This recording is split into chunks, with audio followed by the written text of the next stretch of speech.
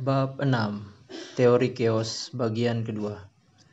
Sewaktu tim-tim Hardlines mengantar Amazon ke dalam kategori-kategori baru dengan tingkat keberhasilan bervariasi, Jeff Wilk dan kelompoknya telah hampir menyelesaikan pekerjaan mereka dalam mengubah proses fulfillment Amazon dari sebuah jaringan fasilitas yang dibangun secara acak menjadi sesuatu yang dapat dipandang secara lebih cermat sebagai sebuah sistem persamaan bersuku banyak.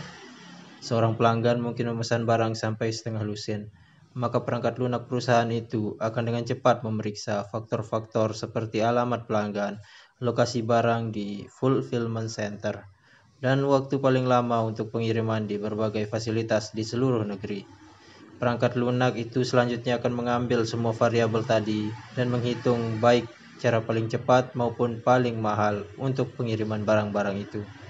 Penulisan ulang perangkat lunak untuk jaringan logistik memberikan hasil yang diinginkan. Biaya persatuan, pengeluaran keseluruhan untuk memenuhi pesanan suatu barang turun. Sementara waktu pengiriman, berapa cepat pesanan barang di situs web itu dimuat ke atas truk menjadi lebih singkat.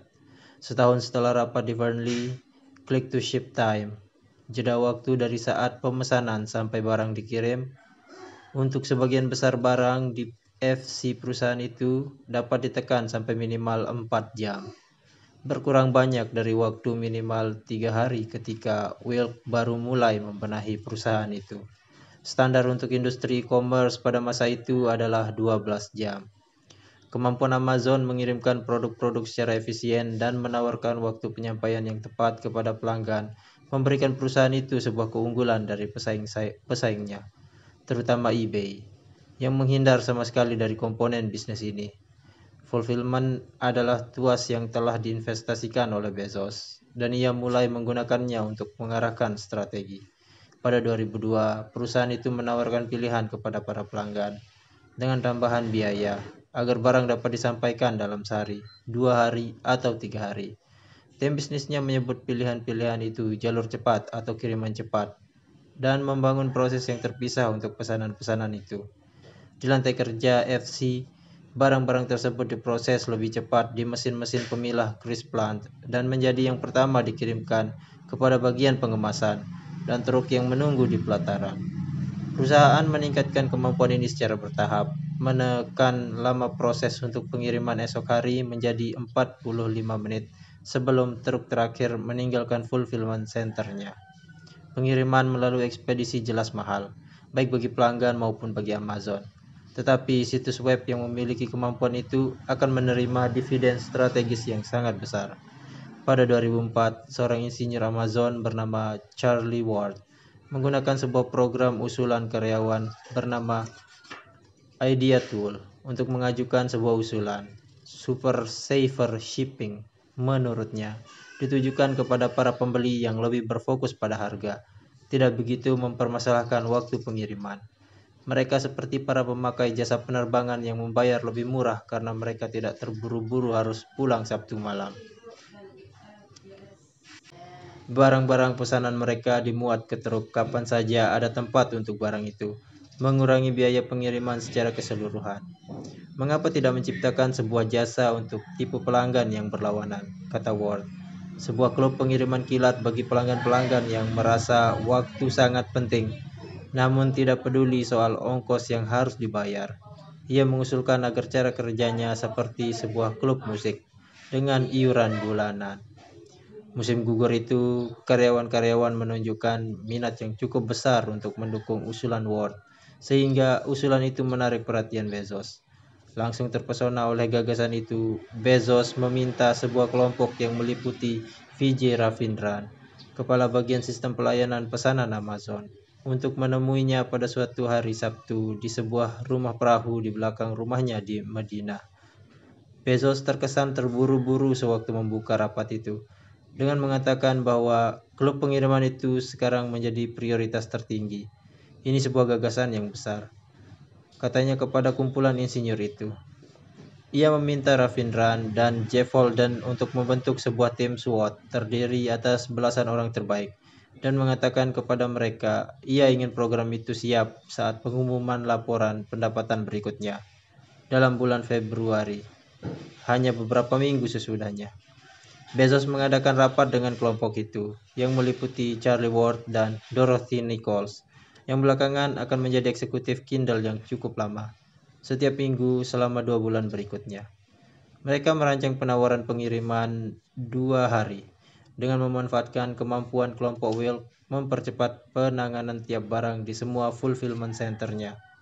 Tim itu mengusulkan beberapa nama untuk fitur baru tersebut, termasuk Super Saver Platinum, yang ditolak oleh Bezos karena ia tidak ingin orang menganggap layanan itu sebagai program penghematan uang. Bing Gordon, anggota Dewan Komisaris Amazon dan mitra di Kleiner Perkins, mengaku ia yang memperkenalkan nama Prime. Walaupun beberapa anggota tim percaya nama itu dipilih karena barang-barang di jalur cepat memiliki kedudukan yang utama, Prime, di fulfillment center. Kelompok-kelompok fokus dibentuk di kantor-kantor Amazon untuk menguji proses penerapan Prime. Para relawan itu menemukan proses tadi membingungkan. Maka Holden mengusulkan menggunakan sebuah tombol besar berwarna oranye dengan kata-kata "Create my Prime account" tepat di bagian dalam tombol. Menetapkan ongkos untuk layanan itu tidak mudah. Belum ada model finansial yang jelas karena tidak seorang pun tahu berapa banyak pelanggan yang akan bergabung atau bagaimana hal itu akan mempengaruhi kebiasaan belanja mereka. Kelompok itu mempertimbangkan beberapa harga, termasuk $49 dan $99. Bezos memutuskan $79 per tahun, mengatakan ongkos itu harus cukup besar agar dinilai serius oleh pelanggan, tetapi cukup kecil agar mereka bersedia mencobanya. Dari awal ini bukan diskusi soal penetapan harga $79. Diskusi ini sesungguhnya lebih terkait dengan upaya mengubah mentalitas orang sehingga mereka tidak ingin berbelanja di tempat lain, kata Ravindran, yang belakangan menjadi kepala bagian digital di Washington Post. Bezos berpegang teguh pada tanggal peluncuran di bulan Februari itu, ketika tim Prime melapor bahwa mereka memerlukan waktu lebih banyak. Bezos menunda pengumuman laporan pendapatan selama seminggu. Anggota-anggota tim selesai memetakan rincian layanan itu pada pukul 3 dini hari, pada hari tenggat yang telah ditentukan. Ini sebuah tugas yang sangat rumit, namun dapat diselesaikan karena begitu banyak unsur program yang tersebut yang sudah ada. Organisasi Wilk telah menciptakan sebuah sistem untuk mempercepat pengambilan barang, pengemasan, dan pengiriman barang-barang yang diprioritaskan dalam FC. Operasi perusahaan di Eropa telah membangun sebuah alat keanggotaan dengan cara berlangganan untuk bisnis DVD by mail yang masih baru, sebuah klon Netflix di Jerman dan Inggris. Dan pelayanan itu, meskipun belum sempurna, dengan cepat diperbaiki dan diterapkan di Amerika Serikat untuk mendukung Prime. Seolah-olah Prime sudah ada, dan tugas kami hanya memberikan sentuhan akhir saja, kata Holden. Dalam banyak hal, peluncuran Amazon Prime adalah sebuah aksi kepercayaan.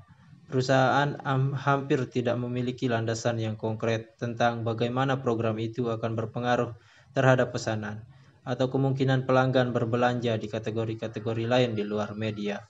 Seandainya tiap pengiriman yang dipercepat membuat perusahaan membayar $8 ekstra, dan seandainya seorang anggota klub pengiriman melakukan 20 pemesanan dalam setahun, perusahaan akan harus membayar $160 untuk pengiriman, jauh di atas ongkos langganan $79.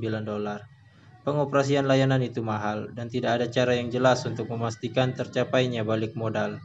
Kami membuat keputusan ini bahkan meskipun setiap analisis keuangan mengatakan bahwa menggratiskan pengiriman 2 hari betul-betul tindakan gila, kata Diego Piacentini. Akan tetapi Bezos memiliki nyali sekaligus pengalaman. Ia tahu bahwa Super Saver Shipping telah mengubah perilaku pelanggan, memotivasi mereka untuk membuat pesanan lebih besar dan berbelanja di kategori-kategori baru. Ia juga tahu dari pemesanan one click bahwa ketika hambatan itu dihilangkan dari belanja online, pelanggan cenderung berbelanja lebih banyak. Kiat itu mempercepat perputaran roda gila perusahaan, mempercepat siklus positifnya. Ketika pelanggan berbelanja lebih banyak, volume Amazon bertambah, maka perusahaan itu dapat menurunkan biaya pengiriman dan menegosiasikan kontrak baru dengan penyedia jasa. Itu menghemat uang perusahaan yang akan membantu membiayai program Prime serta meneruskan kebijakan harga yang lebih murah. Pada akhirnya Prime terbukti membawa pengaruh. Layanan itu mengubah pelanggan-pelanggan menjadi pecandu-pecandu Amazon yang keranjingan terhadap gratifikasi hampir instan dalam bentuk keandalan sampainya belanjaan mereka 2 hari setelah pemesanan. Mendaftar ke Amazon Prime, kata Jason Kyler pada masa itu, adalah seperti pindah dari dial-up ke koneksi internet pita lebar atau bandwidth. Klub pengiriman juga mengaktifkan hasrat irasional manusia untuk memaksimalkan manfaat keanggotaan di klub setelah seseorang bergabung. Dengan biaya pengiriman dipercepat yang lebih besar, Amazon mengalami rugi uang akibat keanggotaan Prime pada awalnya. Namun perlahan-lahan tim Wilk makin terampil dalam mengombinasikan macam-macam barang dari satu pemesan ke dalam satu kotak saja, yang menghemat ongkos dan membantu menurunkan biaya transportasi Amazon sampai 2 digit per tahun. Prime masih menunggu beberapa tahun lagi untuk muncul sendiri ke dunia sebagai sebuah sukses besar, dan pada awalnya tidak populer bagi kalangan internal Amazon. Salah seorang eksekutif teknologi mengeluh kepada Vijay Ravindran bahwa ia takut Bezos sekarang akan percaya bahwa ia dapat menyandera para insinyur dan memaksakan proyek-proyek favoritnya melalui sistem itu. Eksekutif-eksekutif lain mencemaskan kerugian yang ditaksir dari program Prime. Hampir sendirian, Bezos yang percaya kepada Prime, dengan cermat memantau pendaftaran keanggotaan tiap hari dan campur tangan setiap kali kelompok retail menarik promosi untuk klub pengiriman dari homepage mereka. Akan tetapi, bahkan kembali ke Februari 2005, Bezos merasa bahwa pemenangnya sudah ditentukan. Pada rapat lengkap Amazon yang diselenggarakan bulan itu di tempat yang sama, Moore Theater di Second Avenue, Vijay Ravindran memaparkan Prime di depan semuanya, dan setelah itu Bezos mengajak semua orang bertepuk tangan. Prime membuka pintu-pintu baru, dan tahun berikutnya Amazon memperkenalkan sebuah layanan yang disebut Fulfillment by Amazon atau FBA, program yang memungkinkan pedagang-pedagang lain menyimpan dan mengirimkan produk-produk mereka dari fulfillment center Amazon. Sebagai manfaat tambahan, produk-produk mereka berhak atas pengiriman 2 hari bagi anggota-anggota Prime, menonjolkan penjual-penjual itu kepada para pelanggan Amazon yang paling aktif. Bagi kelompok logistik Wilk, itu sebuah momen yang membanggakan. Itulah saat ketika program ini sungguh berhasil, kata Bert Wagner.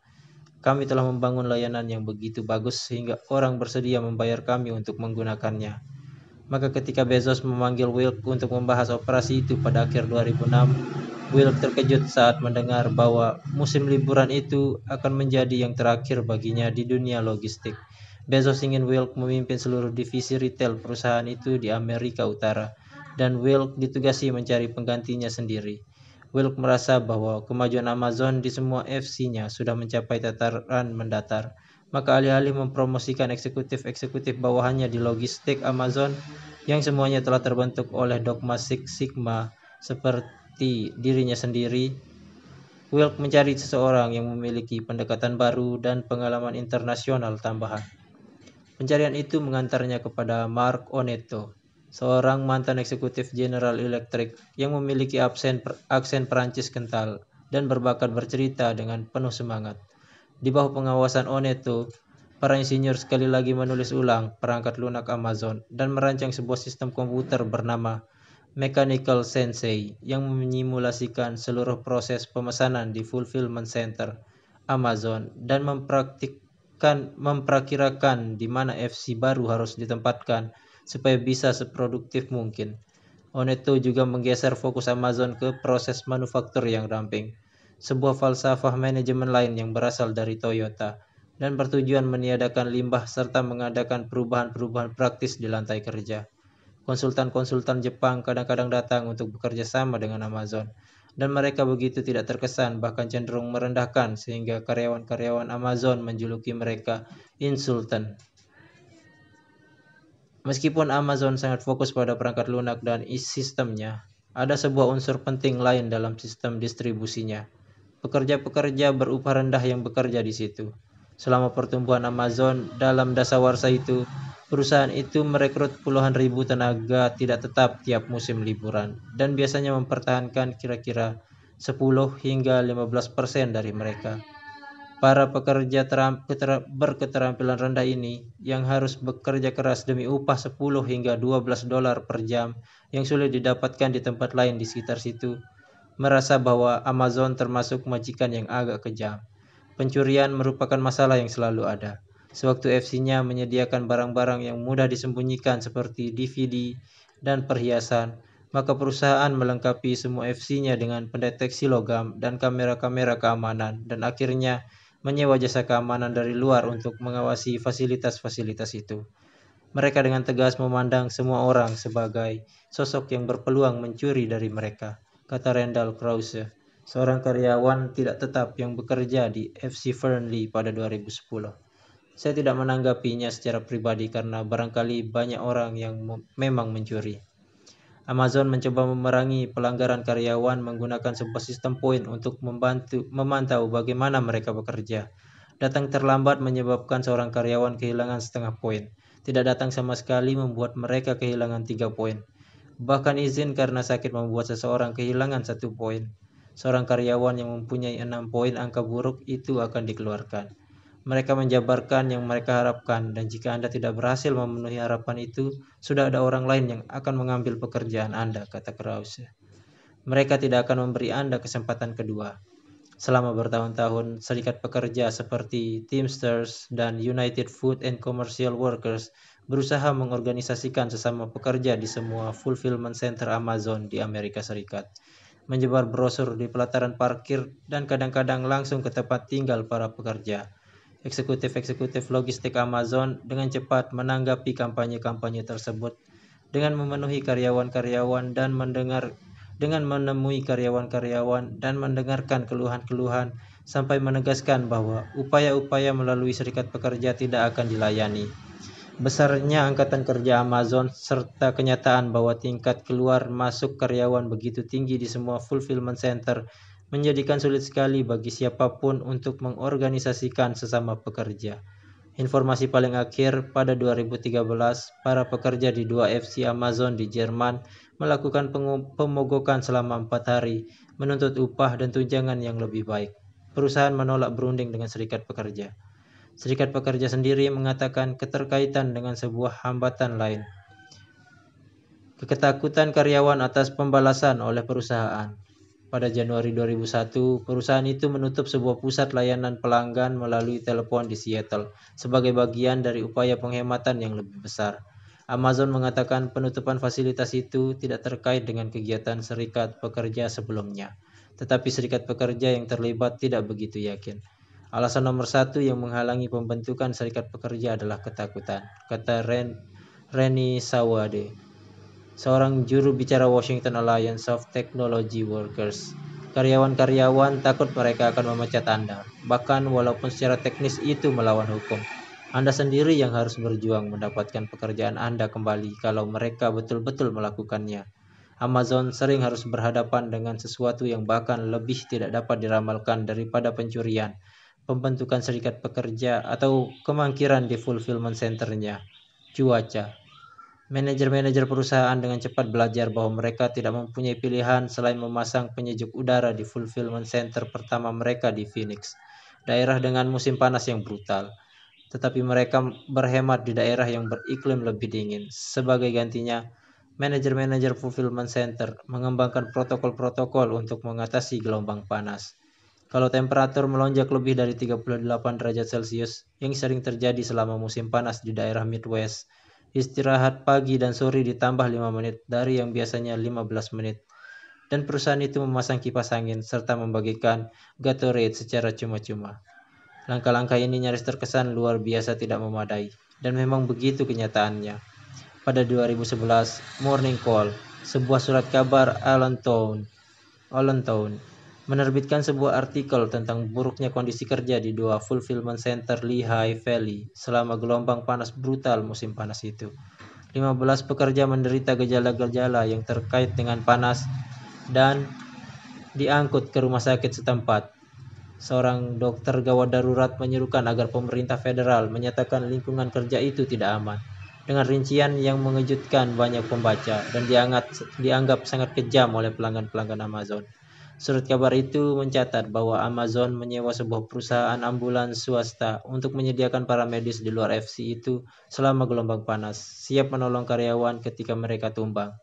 Jeff Wilk mengatakan bahwa catatan keselamatan kerja Amazon secara keseluruhan, sebagaimana tercermin dari rendahnya peristiwa yang dilaporkan ke Occupational Safety and Health Administration atau OSHA, menunjukkan bahwa bekerja di gudang-gudang perusahaan itu lebih aman daripada di toko-toko serba ada. Rendahnya keluhan yang tercatat oleh OSHA untuk fasilitas-fasilitas Amazon mendukung bantahan ini. Kendati demikian, ditinjau dari persepsi publik, sanggahan itu tidak mempan. Laporan tersebut mengirimkan gelombang-gelombang kejut ke seluruh media. Maka tahun berikutnya, akibat serangan publisitas negatif itu, Amazon mengumumkan bahwa perusahaan itu mengeluarkan $52 juta untuk memasang penyejuk udara di lebih banyak fulfillment centernya. Bezos dan Wilk mampu memerangi chaos. Mereka dapat mencari jalan untuk mengatasinya, namun mereka tidak pernah berhasil meniadakannya dengan menyeluruh. Sikap aneh yang impulsif dan tidak terduga yang menjadi sifat manusia selalu muncul dengan cara-cara yang tidak diharapkan. Seperti pada Desember 2010, ketika seorang karyawan yang berulah menyulut kebakaran di sebuah ruang barang di Fernley. Menurut 2 orang karyawan yang ketika itu bekerja di sana, para karyawan dievakuasi keluar dan harus berdiri dalam cuaca sangat dingin selama 2 jam sebelum dinyatakan boleh pulang. Tahun yang sama di Fernley, seorang pekerja yang siap untuk berhenti bekerja naik ke atas ban berjalan dan berkeliling fasilitas sambil melambai-lambaikan tangannya. Tidak lama kemudian ia digiring ke pintu keluar. Barangkali cerita paling baik berasal dari musim liburan yang sibuk pada 2006. Seorang karyawan tidak tetap di fulfillment center Coffeyville, Kansas, datang di awal jadwal kerjanya dan pulang pada akhir jadwal kerjanya. Tetapi yang aneh, ia tidak tercatat melakukan pekerjaan yang apapun selama jam kerjanya tersebut. Mesin absensi Amazon ketika itu belum terhubung dengan sistem yang memantau produktivitas, maka keanehan tersebut tidak terdeteksi selama sekurangnya 1 minggu. Akhirnya ada seseorang yang menyingkap kejadian sesungguhnya. Karyawan itu diam-diam membuat sebuah gua di dalam sebuah tumpukan keranjang kosong setinggi 2,5 meter di sebuah sudut yang jauh di fulfillment center itu. Di dalamnya yang tidak terlihat sama sekali dari luar, ia telah menciptakan sebuah ruangan yang nyaman dan melengkapinya dengan barang-barang yang diambil dari rak-rak Amazon. Ada makanan, ada tempat tidur yang nyaman, gambar-gambar yang diambil dari buku-buku untuk menghias dinding-dindingnya, termasuk beberapa kalender porno. Brian Calvin, manajer umum FC Coffeyville, mendatangi pekerja itu di lubang persembunyiannya dan menggelandangnya ke pintu keluar. Orang itu pergi tanpa membantah dan berjalan dengan tenang ke sebuah perhentian bus terdekat. Orang bisa membayangkan wajahnya yang malu-malu, tetapi mungkin juga dengan sedikit senyum kemenangan di bibirnya.